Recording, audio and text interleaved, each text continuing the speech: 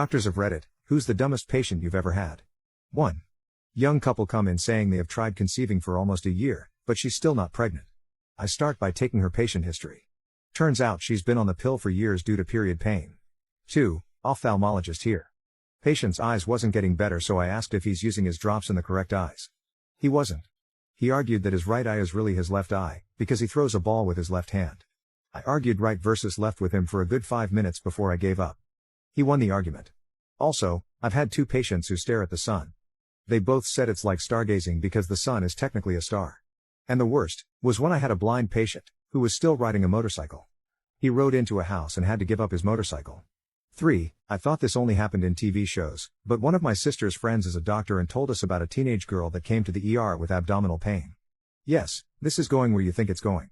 When asked, she swore up and down that she couldn't possibly be pregnant. They ran the usual tests, and, wouldn't you know it, the girl was pregnant.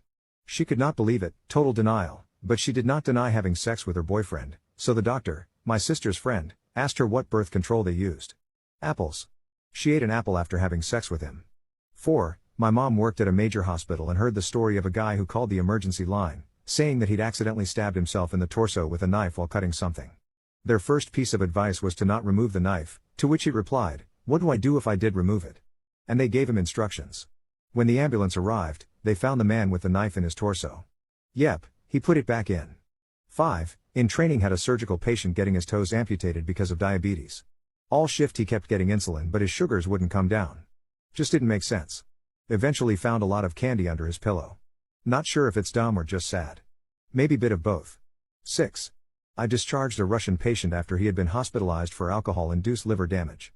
As I was getting him out the door, I impressed upon him the importance of avoiding alcohol, and he asked me, sincerely, if vodka was considered alcohol.